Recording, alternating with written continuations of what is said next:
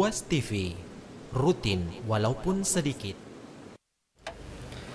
Bismillahirrahmanirrahim. Assalamualaikum warahmatullahi wabarakatuh. Alhamdulillahi rabbil alamin. Hamdan katsiran kama amar.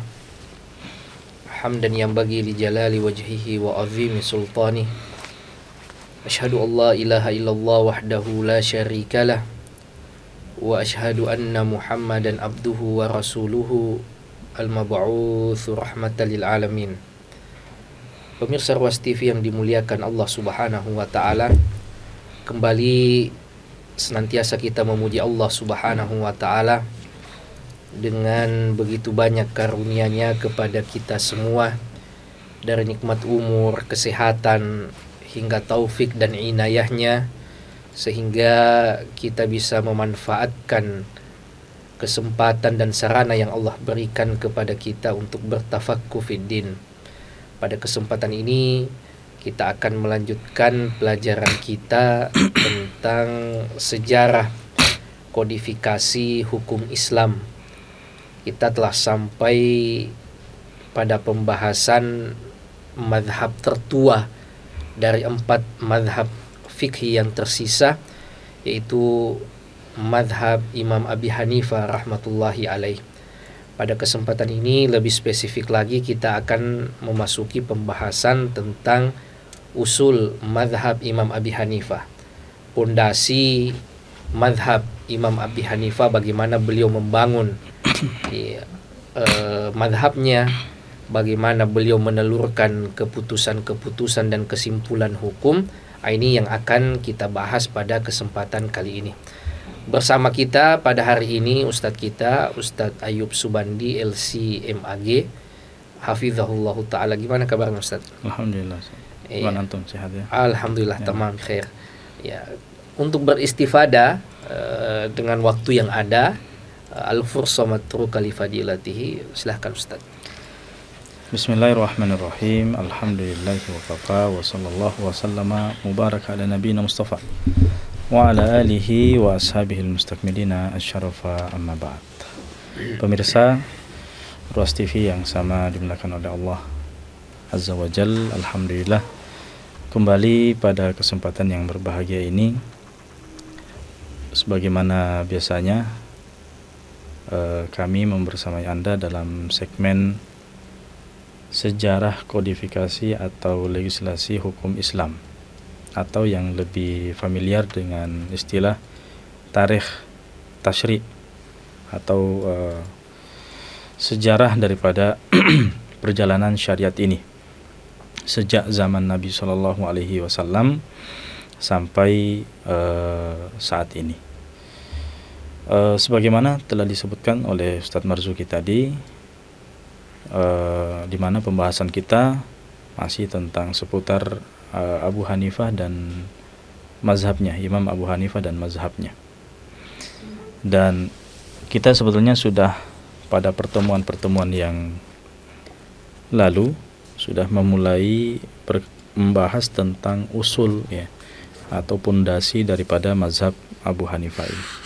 Kita sudah sebutkan secara umum bahwasanya mazhab Abu Hanifah itu usul pertamanya itu adalah Al-Quran ya. Ini adalah disepakati oleh semua mazhab ya, mazhab apapun itu pasti merujuk kepada Quran. Begitu juga dengan As-Sunnah ya, hadis ya. Hanya saja dalam mazhab Abu Hanifah mereka ada sedikit perincian ya berkaitan dengan hadis ahad ya. Artinya mereka punya prioritas kapan hadis ahad itu dipakai ya. Ada beberapa syarat yang juga secara umum kita sudah sebutkan pada beberapa pertemuan yang lalu. Kemudian ijma ya, usul yang ketiga daripada usul mazhab Abi Hanifah adalah al-ijma ya, konsensus, kesepakatan ulama. Ini adalah dalil yang disepakati juga oleh para ulama, ijma. Kemudian di urutan yang keempat dalam mazhab Abu Hanifah adalah aqwalus sahabah. Aqwalus sahabah, perkataan sahabat, di mana ulama Hanafiyah itu mengamalkan perkataan sahabat ya. baik ketika mereka sepakat ataupun mereka berselisih. Maka Abu Hanifah sendiri tidak keluar daripada salah satu pendapat sahabat, ya, walaupun mereka berselisih, Abu Hanifah tidak keluar dari pendapat itu. Tidak datang dengan statement baru, ya, gitu. Betul. Kecuali kalau memang dalam permasalahan yang tidak dinukil, ya. Dalam oleh para sahabat. Nah, kemudian terakhir yang kita bahas adalah berkaitan dengan kias, ya, analogi. Ini adalah usul yang kelima dalam mazhab Abu Hanifah dan juga adalah merupakan usul yang disepakati oleh 4 mazhab, ya, kecuali beberapa ulama seperti Ibnu Hazm yang memang tidak memakai dalil kias ini. Beliau menolak analogi. Nah, bahkan Abu Hanifah ini sangat terkenal dengan kiasnya. Kenapa? Karena memang praktik dalam baik Abu Hanifah sendiri, begitu juga dengan ulama Hanafiyah, itu sangat erat dengan kias ini. Dan kita sudah sebutkan apa saja sebab-sebab yang menjadikan mazhab Hanafi atau ulama Hanafiyah ini banyak menggunakan kias, ya. Namun sebelumnya di sini ada yang menarik. Saya akan sebutkan ini perbincangan, ya, antara perbincangan bersama dengan Abu Hanifah berkaitan dengan masalah kias. Di mana di dalam perbincangan tersebut, ya, ini dinukil dari Tabaqat As-Saniyah, di mana disebutkan dalam kitab Tabaqat As-Saniyah bahwasanya rawa anna Abu Hanifah kana yatakallam fi mas'alatin minal masaili al-qiyasiyah. Jadi pernah Abu Hanifah itu punya statement dalam masalah yang berdasarkan kias. Wa syakhsun min ahlil madinati yastami. Sedangkan salah seorang penduduk Madinah itu mendengar apa yang dikatakan oleh Abu Hanifah, berdasarkan yang dibangun, argumennya itu dibangun di atas kias. Dan kita tahu sendiri, ya, bagaimana Ahlul Madinah, ya, Ahlul Madinah itu mereka lebih pada asar, ya, Al-Quran dan hadis. Maka apa kata orang yang ahli Madinah itu? Mereka mengatakan, ma hadhil maqaisah, ya, apa-apaan ini, kias-kias, ini timbangan apa lagi nih, ya. Dia berpesan, da'uha, tinggalkan. Fa inna awwala man qasa iblis. Katanya orang yang pertama kali mengkiaskan itu adalah iblis. Jadi kalau Anda ikut-ikutan, ya Anda pengikutnya iblis kan, seperti itu mafhumnya, ya. Maka ya Abu Hanifah orangnya santai, ya.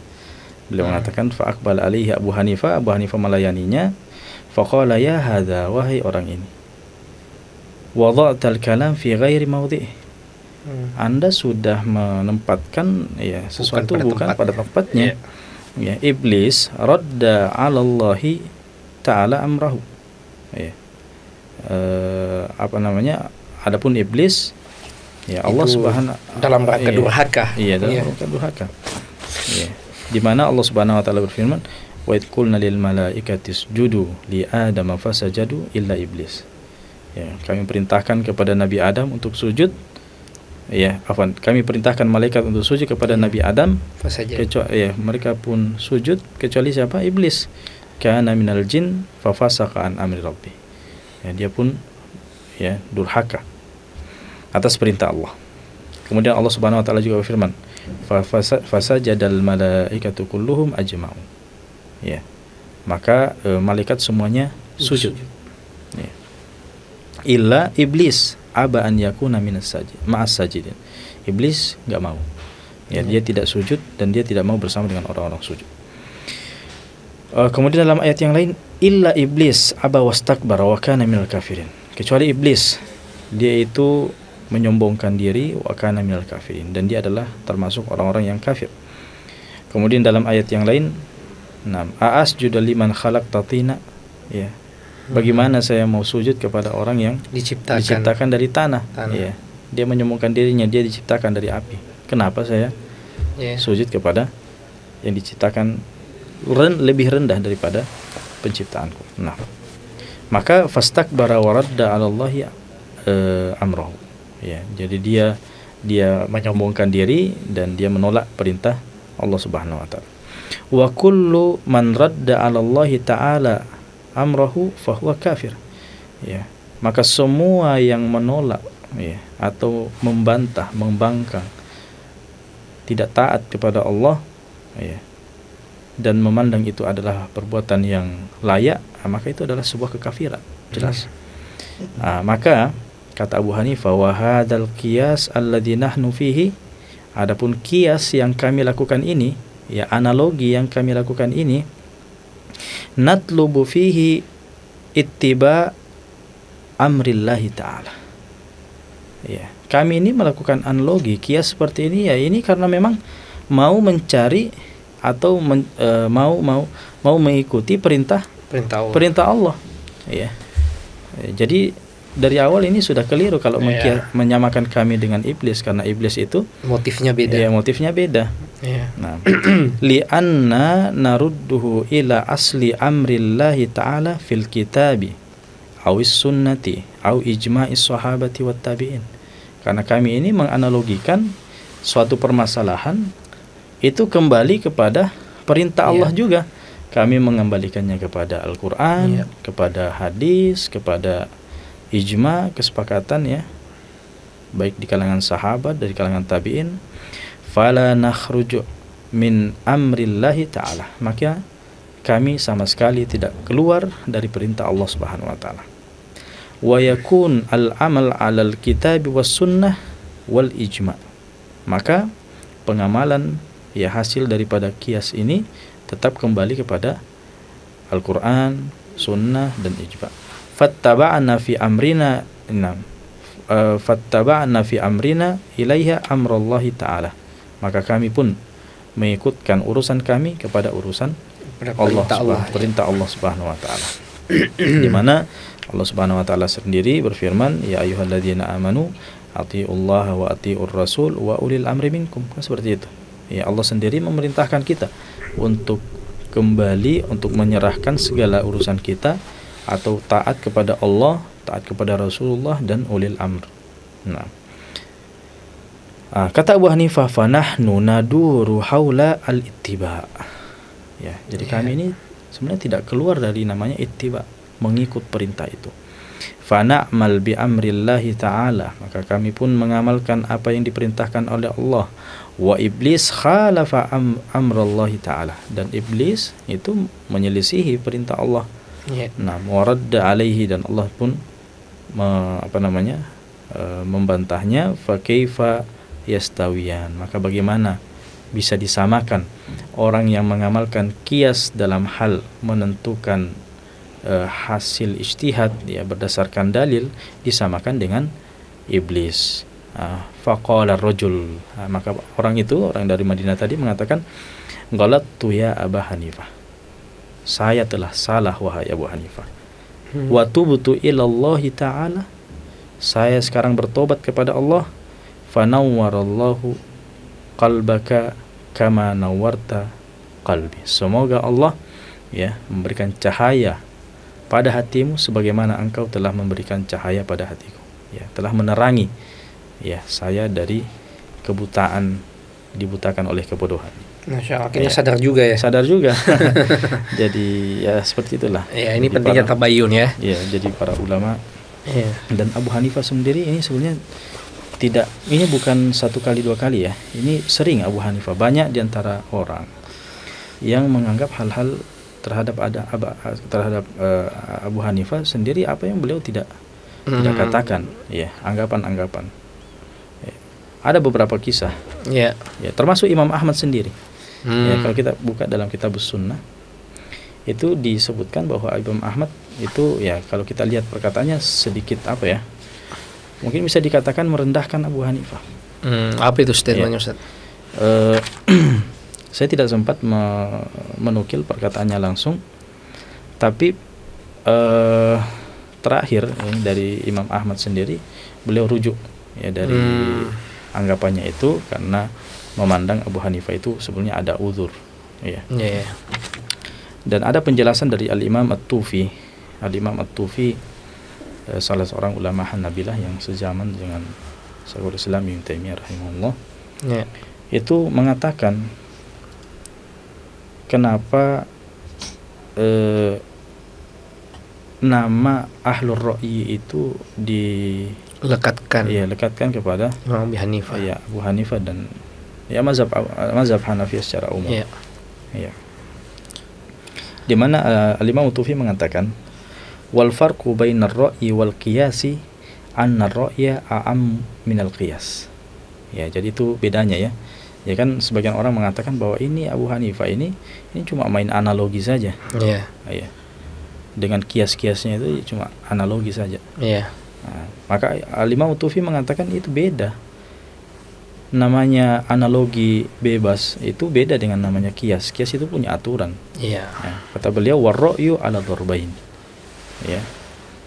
Analogi itu ada dua macam, ra'yu mahd la yastanid ila dalil. Ini pertama. Jadi dia adalah analogi semata yang tidak bersandar kepada dalil. Yeah. Fadzalikal madhmum alladzi la yu'awwalu alaih. Nah, kalau seperti itu modelnya itu tidak boleh dipakai. Artinya tidak dijadikan sebagai pijakan landasan, ya.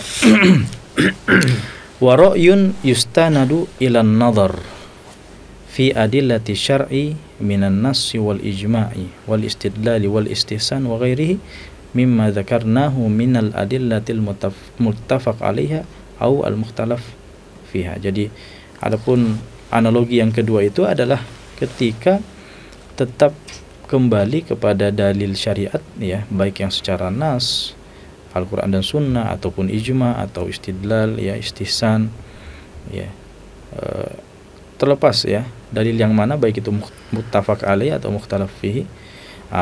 Boleh mengatakan oleh hadza yuqal hadza ra'yi Abi Hanifah. Ya, oleh sebab itu kita tetap hormati, ya, kita katakan ya itulah pandangannya Abu Hanifah. Ya. Begitu juga lah Wasyafi'i wa Ahmad. Ya, itulah pandangan Imam Syafi'i, itulah pandangan Imam Ahmad. An kulli hukmin shara ilaihi ahaduhum. Jadi hasil daripada ijtihad mereka itulah pandangan mereka. Ya, itulah ra'yu mereka. Tapi ra'yu di sini bukan berarti ra'yu yang yang pertama yang tidak berlepas dari dalil, ya, yang tidak berpijak pada dalil. Nah, sawa'un kana mustaniduhu ila qiyasi au dalilin ghairuhu. Ya. Jadi terlepas dia bersandar pada kias atau dalil yang lain, karena kias sendiri itu adalah dalil, bahkan dia adalah dalil yang muttafaq alaihi, dipakai oleh semua ulama. Wal qiyasu huwa ma dzakarna haddahu.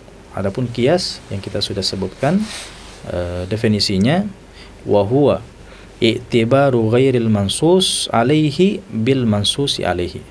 Jadi menganggap perkara yang yang tidak ada nasnya, tidak ada dalilnya secara nas dengan perkara yang ada nasnya. Jadi dia dianalogikan. Wa huwa akhassu minar ra'yi. Maka kias itu lebih khusus lagi daripada sekedar analogi. Ya, jadi dia adalah analogi khusus. Kama annal istihsan akhassu minal qiyas. Ini ternyata istihsan lebih spesifik lagi ya dari qiyas. Sebagaimana istihsan itu lebih spesifik lagi daripada qiyas, dan ini yang akan kita bahas sebentar insyaallah. Ya. Nah, wa'lam, kata al-Imam Tufi, ketahuilah anna ashabar ra'yi bihasabil idhafati hum.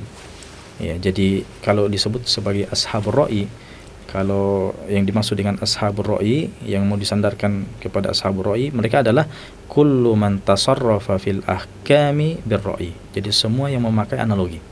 Ya, semua yang memakai analogi. Fayatanawal jami ulama'il Islam. Ya.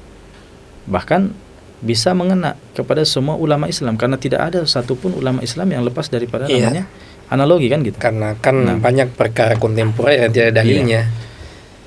Li'anna kulla wahidin minal mujtahidina la yastaghni fi ijtihadihi an nadharin wa ra'yin. Ya, tidak ada satupun seorang mujtahid yang bisa lepas dari namanya apa? Analogi, analisa dan seterusnya. walau bi tahqiqil manat wa tanqihi alladzi la niza'a fi sihhati. Ya, walaupun mereka sudah berusaha menemukan titik ya permasalahannya. Ya.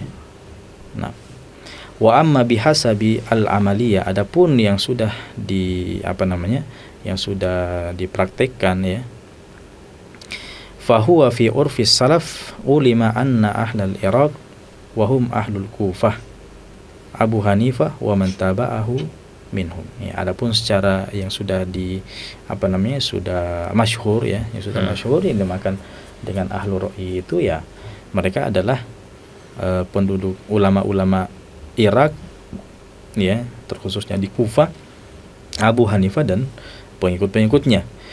Nah, kenapa dilekatkan kepada mereka? Wa inna ma summiya haula'i ahlar ra'i li'annahum taraku katsiran minal ahadithi ila ra'i wal qiyas. Disebabkan karena mereka ya banyak meninggalkan hadis dan memakai analogi dan kias. Nah, sekarang di sini apa alasan mereka meninggalkan hadis? Imma li adami bulughihim iyahu, entah karena memang mereka belum sampai ya, menemukan hadis itu pertama, au li kaunihi ala khilafil kitabi ya, atau memang berbeda ya, menyelisih Al-Qur'an ya. Artinya dari sudut pandang mereka ya. Au li kaunihi riwayat ghairu faqih, atau dia adalah riwayat yang tidak faqih ya. Jadi hadis-hadis yang diterima oleh Abu Hanifah itu harus berdasarkan, jadi perawinya itu harus orang yang faqih memang. Itu persyaratan mereka juga. Gitu ya. Ya, jadi seorang rawi yang tidak tahu hadis yang dia riwayatkan sendiri itu mardud. Ya, mardud, tidak diterima dalam mazhab Abu Hanifah. Ya. Nah, kemudian pertimbangan mereka juga adalah au qad ankarahu rawi al-asl. Ya, ini yang kita pernah ceritakan bahwasanya seorang perawi itu harus ya sejalan dengan apa yang dia lakukan. Ya, jadi apa yang dia lakukan itu sejalan dengan apa yang dia riwayatkan. Nah, kalau dia datang dengan amalan yang berbeda, berarti nanti hadisnya ditinggalkan dan amalannya yang diambil. Kemudian alasan yang lain juga adalah au ankarahu au likaunihi khabar wahid fi ma ta'ummu bihil balwa, atau dia adalah riwayat perorangan ya, riwayat perorangan yang tidak sampai pada mutawatir, yang ternyata bertentangan dengan perkara yang sudah lumrah ya, aturnya perkara yang sudah tidak bisa lagi masyarakat untuk lepas darinya, ta'ummu bihil balwa ya istilahnya. Au likaunihi waridan fil hududi wal kaffarat ala aslihim fi dzalik, atau misalnya ya hadis itu dalam masalah-masalah hukum pidana ya, dan seterusnya. Ya, ini ada usul juga dalam mazhab Hanafi. Au likaun kemudian wa bi muqtada hadhil qawaid lazimahum tarkal amali bi ahadithi katsirah. Maka dengan alasan-alasan itu semua sehingga menjadikan mereka meninggalkan banyak hadis ya, banyak hadis. Hatta kharraja Ahmad rahimahullah fi ma dzakarahu al-Khallal fi jami'ihi nahwa 100 atau 500 hadis sihah khalafaha Abu Hanifah. Ya, ini di sini sebetulnya awalnya kenapa Imam Ahmad sampai sedikit merendahkan Abu Hanifah. Ya, Imam Ahmad sendiri menghitung di dalam ada beberapa hadis yang diriwayatkan oleh Imam Ahmad ya, disebutkan oleh Al-Khallal dalam jami'nya bahwa Abu Hanifah menyelisihi 100 atau 500 hadis ya, 100 sampai 500 hadis sahih yang diselisihi oleh Abu Hanifah.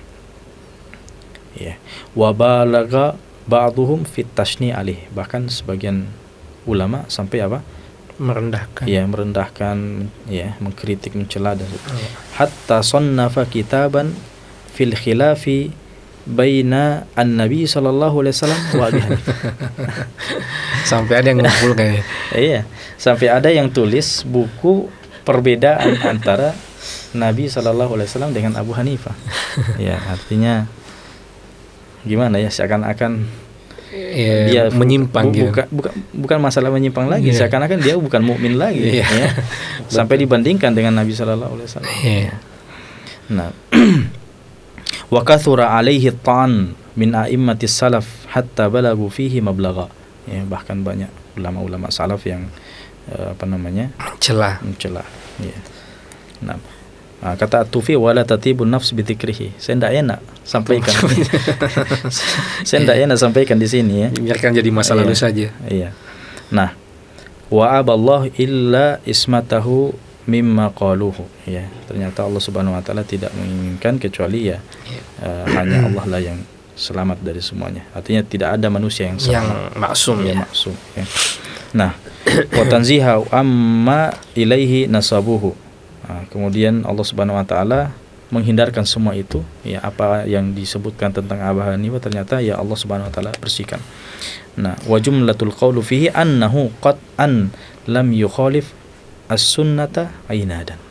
Ini kata Imam Tufi, bahwa saya sangat yakin bahwasanya Imam Abu Hanifah tidak menyelisihi sunnah karena apa? Dorongan inat, ya, inat, dorongan pembangkangan, pembangkangan dan kesengajaan lah, kesengajaan.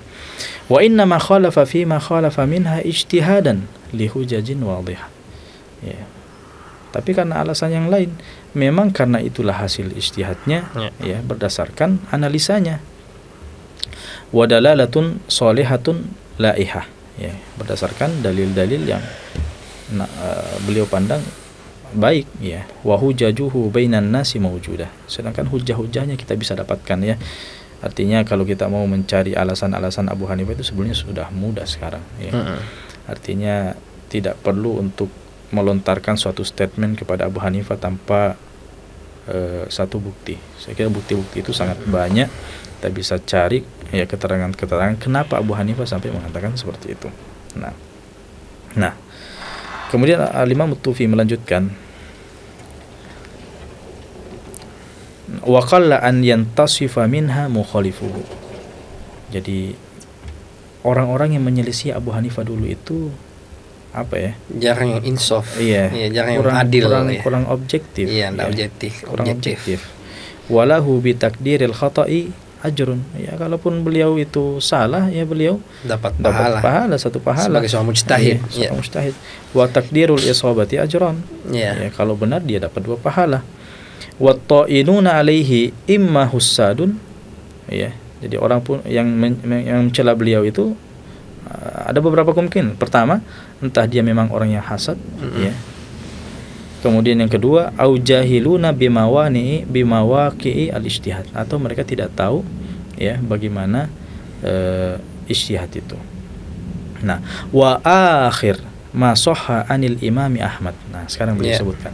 Adapun, ya, pendapat terakhir Imam Ahmad radhiyallahu taala anhu tentang Abi Hanifah, ihsanul qauli fihi. Artinya beliau sangat menghormati, memuji, ya, Abu Hanifah, wathana alaihi, ya, memuji beliau.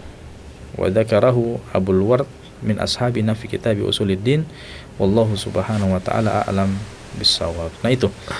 Ya, jadi ini Imam Tufi, Ustaz, ya. Ya, Imam Tufi. Alhamdulillah. Iya. Ya. Jadi beliau sampaikan seperti itu karena memang ada nukilan-nukilan dari Imam Ahmad dalam kitab As-Sunnah yang ditulis oleh anaknya tentang celaan terhadap Abu Hanifah, sehingga perlu konfirmasi oleh para ulama. Dan intinya semua kritikan itu, semua celaan itu kembali kepada usul daripada Abu Hanifah, yaitu ketika beliau sangat longgar dalam penggunaannya tentang penggunaan al-qiyas. Baik. Sekarang jadi itu berkaitan dengan qiyas, ya. Nah, sekarang kita masuk kepada usul berikutnya, usul yang ke-6, dan ini terakhir sebetulnya dalam mazhab Abi Hanifah, yaitu al-istihsan. Ya. Nah, apa yang dimaksud dengan al-istihsan ini?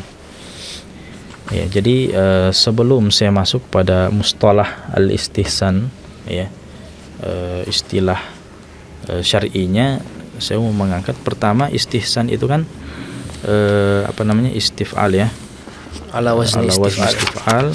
Artinya istif'al minal husn, artinya kebaikan, atau wa huwa addu syai' wa i'tiqaduhu hasanan, atau menganggap atau meyakini sesuatu itu sebagai baik, sesuatu yang baik. Sesuatu yang baik, ya.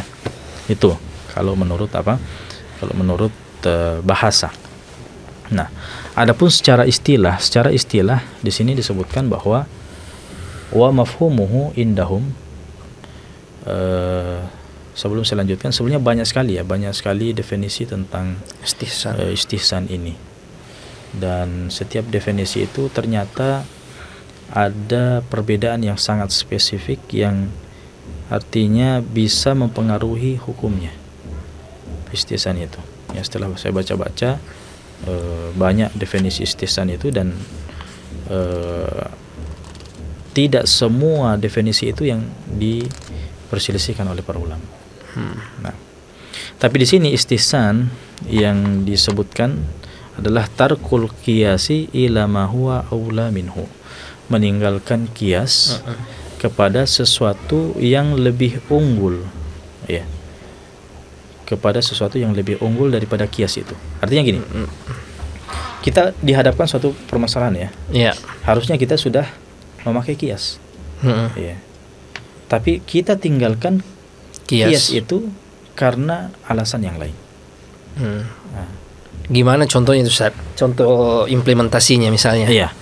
Jadi sebelum saya masuk contoh implementasi, saya sebutkan saja dulu beberapa definisi daripada kias itu, karena ini akan berpengaruh pada contoh-contohnya nanti. Pertama disebutkan oleh Al-Imam Al-Ghazali dalam kitabnya Al-Mustasfa. Beliau mengatakan ma yastahsinuhul mujtahidu bi aqlihi. Ya.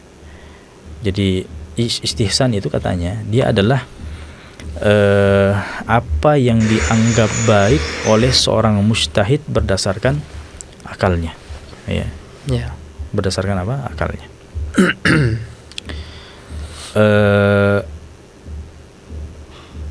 Dan Al-Imam Ghazali sendiri mengatakan waqala an hadha tahrif innahu huwa alladhi yusbaq ilaihi yasbiqu ilal fahm. Ya, artinya kalau kita katakan sebuah istihsan, ya, alladhi yatabadar ilaihi adh-dhihn, yang langsung terfikirkan dalam fikiran kita, ya ini artinya seorang mujtahid menganggap sesuatu itu baik dengan akalnya, berdasarkan akalnya, kan gitu. Ya. Tapi ada definisi lain disebutkan oleh Ibnu Qudamah Al-Maqdisi, seorang ulama Hanabilah, dalam kitabnya Rawdatun Nadhir. Beliau mengatakan innal murada bihi al-udul bi hukmil mas'alah an nadhairiha li dalilin khasin min kitabin aw sunnah. Ini kalau definisi siapa? Ibnu Qudamah mengatakan bahwasanya berpindah dari hukum suatu permasalahan yang sama, ya, berdasarkan dalil dari Al-Quran atau Sunnah, ya. Yang tadinya kita sudah misalnya mau kias nih, tapi karena di sana ada dalil, di sana ada Al-Quran, di sana ada ayat, di sana ada hadis, kita pindah dari kias itu kepada Al-Quran dan Sunnah, maka kalau menurut Ibnu Qudamah itu juga namanya apa? Istihsan, ya. Intinya perpindahan dari kias. Intinya pindah dari kias, ya. Iya, pindah dari kias. Terserah mau pindahnya itu pakai akal kek, mau pindahnya itu ke dalil kek. Maka itu adalah istihsan juga. Nah, itu sudah definisi yang kedua. Kalau dari kalangan Malikiyah misalnya Abu Ishaq Asy-Syatibi, ya. Nah, ini ulama Maliki. Beliau mengatakan al-akhdhu bi maslahatin juz'iyatin fi muqabalati dalilin kulliyin. Jadi dia adalah mengambil maslahat yang sifatnya juz'i, ya, juz'i, parsial, ya. Parsial. Iya. Fi muqabalati dalilin kulli.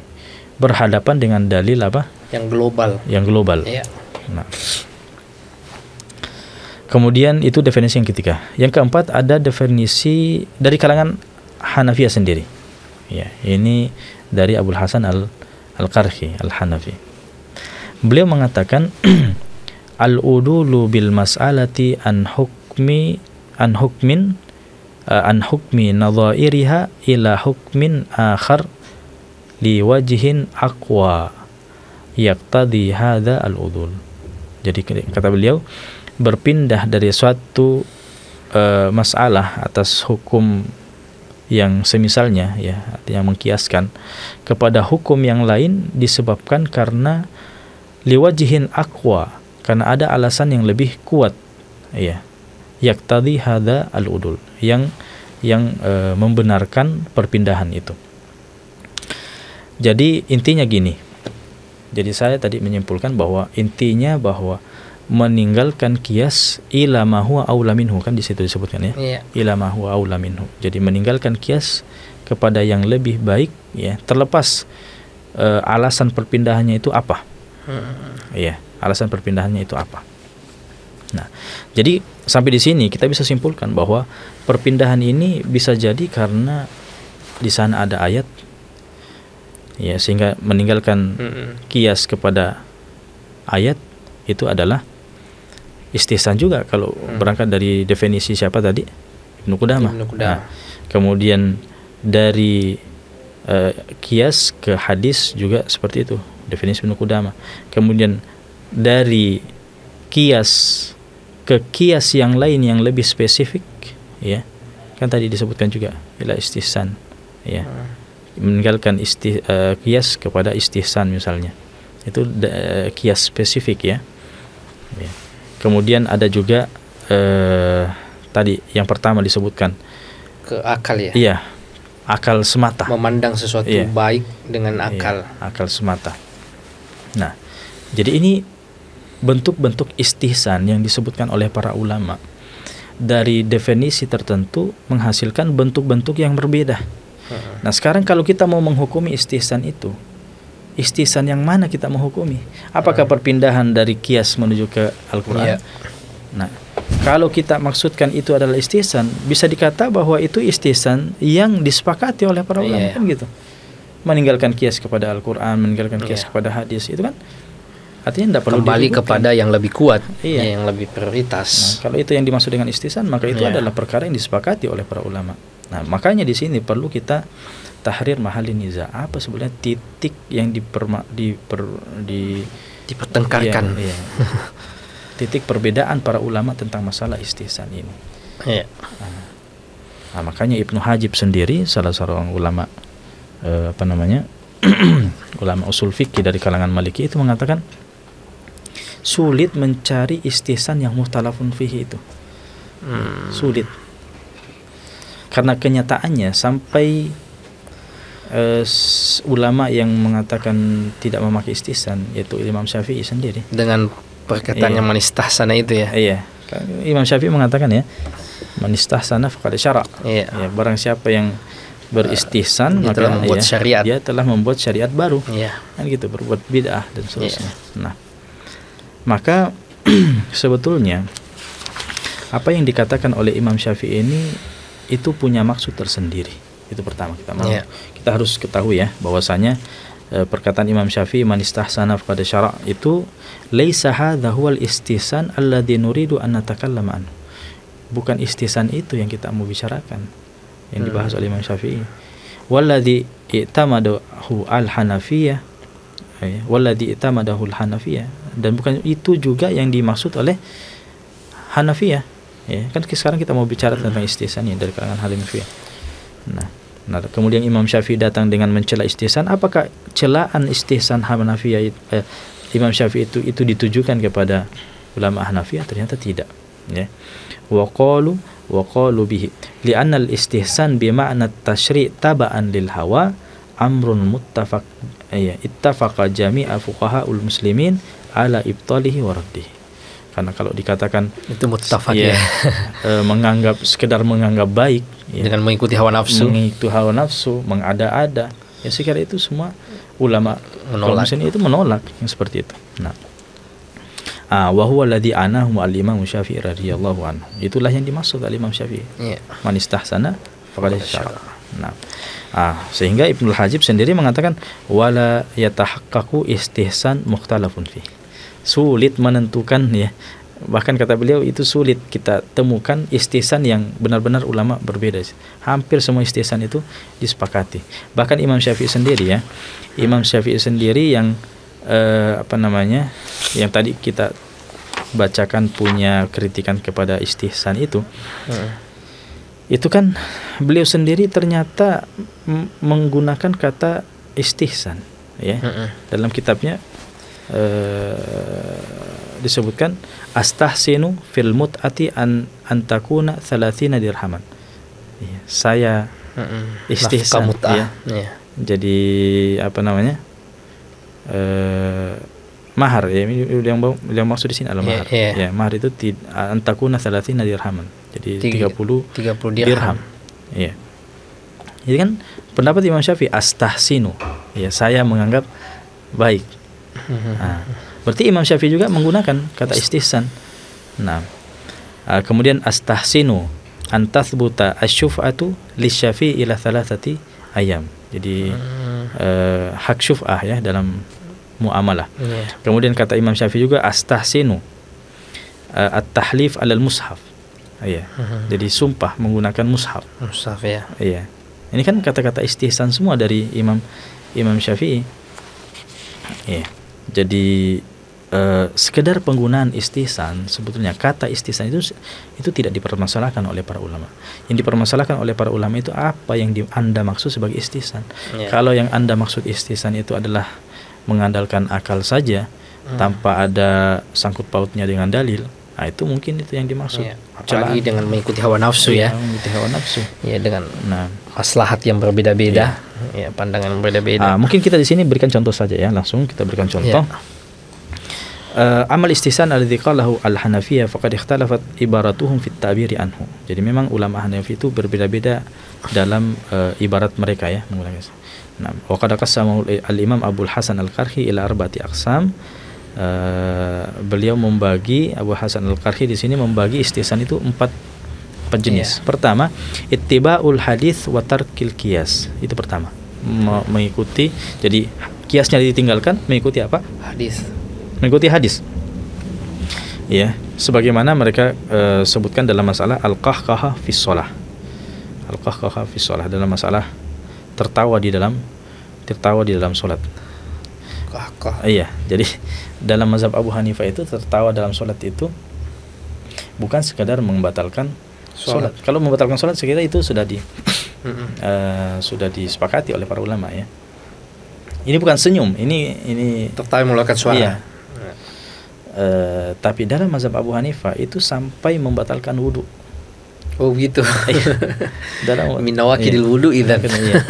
Jadi tertawa dalam sholat sampai membatalkan wudu. Kemudian yang kedua adalah ittiba qaulis sahabi ala khilafil qiyas.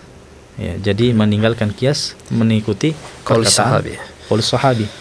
Ya, misalnya apa? Kama qalu fi takdiri ujrati raddil abdil abiqi bi arba'in. Ittiba'an li Abdullah bin Abbas. Ya, ini kalau misalnya ada seorang seorang budak yang kabur ya.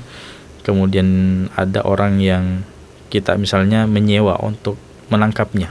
Ya, orang yang kita sewa itu berhasil menangkapnya. Nah, berapa sewanya? Yeah. Nah, ini katanya dengan 40. Ya, saya juga tidak tahu 40 dinar atau 40 dirham ini. Yeah. Nah, intinya di sini tadinya mau memakai kias tapi ditinggalkan kias itu karena mengikuti pendapat kepada qaul sahabi. Ya, qaul sahabi. Nah, kemudian ada juga namanya ittiba adatin nas. Jadi meninggalkan kias karena ada maslahat kebiasaan manusia di situ. Ya, wa mayattaridu bihi urfuhum. Ya, sudah menjadi kebiasaan. Misalnya apa? Kamasirihim ila annal mu'ata sahihah. Ini dalam jual beli ya. Jual beli kan gini. Kalau dalam mazhab Syafi'i kan sendiri jual beli itu harus ada sigat. Ya, saya ijab qabulnya. Ijab qabulnya itu harus disebutkan ya. Saya beli, saya terima dan seterusnya. Nah, kalau menurut Abu Hanifah itu mengatakan ya sekedar kita memberikan begini ya, Jadi seorang pembeli itu sekedar membayar uang, kemudian penjual pun mengambil, itu sudah ya, itu sudah selesai. Iya. Dan itu yang terjadi sekarang. Itu yang terjadi sekarang sebetulnya. Nggak ada lagi jab kabul sekarang kalau jual beli. Belum lagi kalau kita misalnya di bandara ya, di bandara kita mau belanja di mesin itu. Iya betul. Kita masukkan uang, keluar minuman misalnya. Kita masa jab kabul sama mesin. Nggak ada jab kabul. Iya. Makanya itu kembali kepada adah ya, kembali kepada urf. Itu istihsan menurut Abu Hanifah. Di sini saya temukan salah satu contoh yang bagus juga. Ya, mungkin ya. Ya mungkin kita ini terakhir ya. Ya. Contoh tentang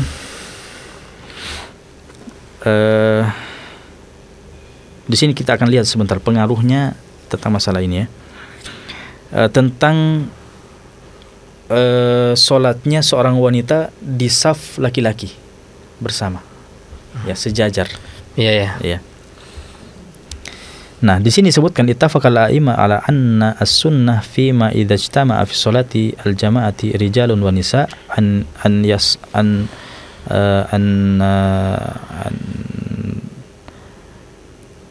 tastaf an-nisa khalfa as-sufuf ya. Jadi wanita itu memang safnya di belakang saf laki-laki ya. Nah, sekarang bagaimana kalau mereka sejajar?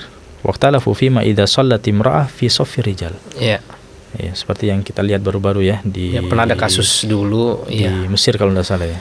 Ada juga. Enggak, di Indonesia politisi itu pernah buka puasa bersama, kemudian saf laki-laki dan perempuan itu sejajar. Itu pernah itu heboh itu. Aurojulin fi safin nisa ini atau laki-lakinya yang pergi di wanita. Ini bercampur maksudnya Ustaz ya, seperti di haram ya. Bisa, atau terpisah tapi dalam keadaan sejajar. Itu kan dua hal yang berbeda. Kalau saya pahami di sini kedua-duanya sama hukumnya di sini. Gitu ya. Kedua-duanya sama hukumnya. Nah, karena tadi kan disinggung urutannya ya, itu disepakati. Tapi bagaimana jika sejajar? Ya, sejajar di sini baik sejajar masing-masing laki-laki kemudian wanita, kemudian sejajar bercampur. Nah, di sini zahaba Abu Hanifah wa ashabuhu rahimahumullah ila annahu tufsidus shalah. Jadi ini di antara pembatal salat ya. Baik itu laki-laki atau wanita. Nah, kemudian ulama yang tiga, Imam Malik, Imam Syafi'i dan Imam Ahmad itu mengatakan bahwa annahu yukrahu dzalik, itu makruh. Ya, tidak sampai membatalkan salat. Nah, sekarang apa dalilnya? Nah, dalil Abu Hanifah itu, dalil Hanafiyah itu mengatakan bahwa batal salatnya dengan istihsan. Dengan menggunakan istihsan. Kata mereka ya, wajhul istihsan annahu warada al-amru anin nabi sallallahu alaihi wasallam bi taqaddumir rajul wa ta'khiril mar'ati fi shalah. Itu kan asalnya hadis kan berarti ya. Asalnya seperti itu, bahwasanya Nabi sallallahu alaihi wasallam memerintahkan untuk laki-laki di depan dan wanita di belakang ketika salat. Fa idza ta'akhkhara anha au hadhaha ya, kalau misalnya justru laki-laki itu di belakang wanita atau bersama dengan sejajar dengan wanita, kana tarikan li fardil maqam, maka dia telah meninggalkan apa yang menjadi kewajiban tempat ya. Fatafsud sholatuhu, maka sholatnya batal ya. Nah, itu sedangkan ulama yang tiga mengatakan dia hanya makruh. Apa hujjah ulama yang mengatakan makruh? Adalah kias. Nah, di sini. Nah, Abu Hanifah meninggalkan kias ini kepada apa? Kepada qaulin Nabi. Iya, pemahaman Nabi itu tadi. Iya. Pemahaman kepada hadis Nabi. Nah, bahwa laki-laki itu safnya di depan, perempuan di belakang ya. Nah itu intinya ya. Salah satu pengaruh istihsan ini dalam perbedaan ulama. Masih banyak sebenarnya contoh-contoh, tapi karena waktu yang membatasi ya, mudah-mudahan insyaallah bermanfaat dan kita akan lanjutkan insya Allah pembahasan kita tentang mazhab Abu Hanifah ini. Berarti kita sudah selesai dari usulnya, dan kita akan masuk pada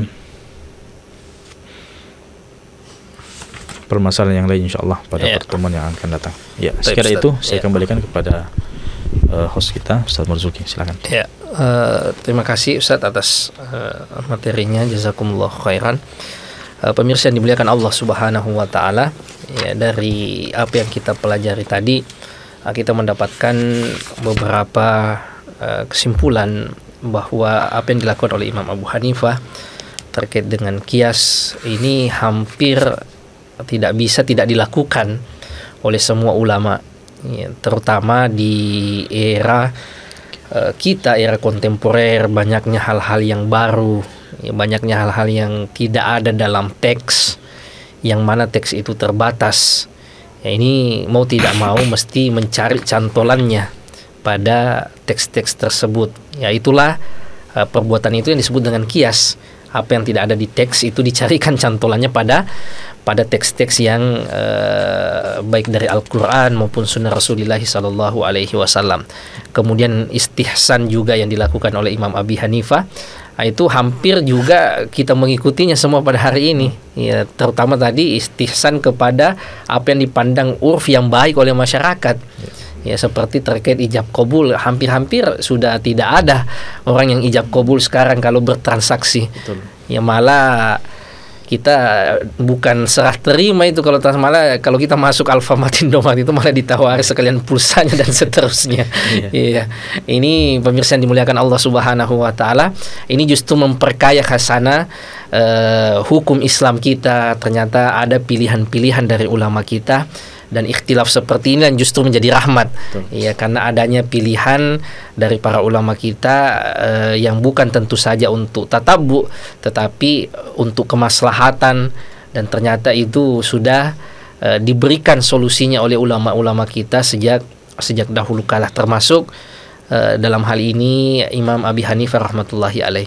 Sampai di sini pemirsa yang dimuliakan Allah Subhanahu wa taala, insyaallah kita lanjutkan pelajaran kita nanti pada kesempatan berikutnya. Mudah-mudahan ini semua menjadi pundi-pundi amal kebaikan kita sebagai pemberat mizan hasanat kita nanti di hari akhirat, yauma la yanfa'u malun wala banun, hari di mana tidak bermanfaat lagi harta dan sanak keluarga kita. Wa sallallahu ala nabiyyina Muhammad wa ala alihi wa sahbihi wa sallim, wa akhiru da'wana anil hamdulillahi rabbil alamin. Wassalamu alaikum warahmatullahi wabarakatuh. Waalaikumsalam warahmatullahi